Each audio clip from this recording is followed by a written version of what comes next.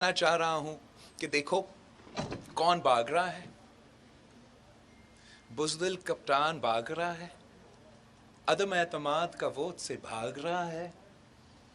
इस हद तक भाग रहा है कि उसने अपना स्पीकर से कॉन्स्टिट्यूशन तुड़वाया है। ये तो कोई जो कप्तान जीतने वाला है वो तो मैच से नहीं भागता। जिसको अपना शिकस्त नजर आ रहा है वो जिस तरीके से भाग रहा है वो आपके सामने है। स्पीकर नेशनल असेंबली ने आज रिक्विजिशन पेश होने से 14 डेज गुजरते के बाद सेशन नहीं रख रहा है। This is not up to the speaker. आईन पाकिस्तान कहता है कि 14 डेज पे उसने सेशन बुलाना है। पाकिस्तान का प्रेसिडेंट है कि अदम एतमाद पेश होते हुए 14 दिन भी नहीं 7 दिन बाद वोटिंग होता है। जब शहीद मोहतरमा बेनज़ीर भुट्टो के खिलाफ अदम एतमाद पेश हुआ तो exactly on the 7th day from the no confidence motion being presented voting करवाया गया। ये बुज़दिल इमरान पहले दिन से अपना शिकस्त नजर आ रहा है और पहले दिन से वो हर कोशिश कर रहा है कि इस अमल से भागे। अगर उसको वायलेंस इस्तेमाल करना पड़े तो वायलेंस इस्तेमाल करे, मगर वो अगर नहीं खेल सकता तो वो किसी को नहीं खेलने देगा। हम इस शख्स को इस मुल्क की किस्मत के साथ नहीं खेलने देंगे। इसने आईन पाकिस्तान तोड़ा है। स्पीकर नेशनल असेंबली ने आईन पाकिस्तान पे अमल नहीं किया है और सुप्रीम कोर्ट ऑफ पाकिस्तान के सामने एक पिटिशन मौजूद है जो हमने नहीं, बार काउंसिल्स ने लेकर आए थे।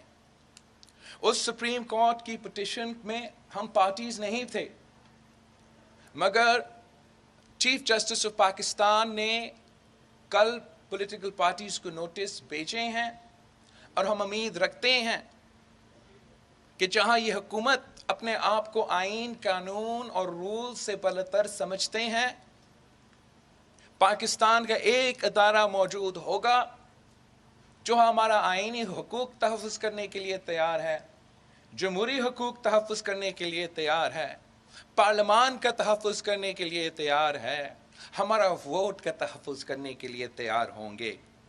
और मैं इस शख्स का प्रोपेगेंडा को बेनकाब करना चाह रहा हूं। He is trying to give the impression, he is trying to build a narrative that is based on fiction. क्या ये पाकिस्तान की अवाम को नजर नहीं आ रहा? पूरा टीवी स्क्रीन्स पे हम सब ने नहीं देखा कि आपने सबसे पहले हमला किया। इस शख्स ने पार्लियामान पे हमला किया, लॉजेस पे हमला किया,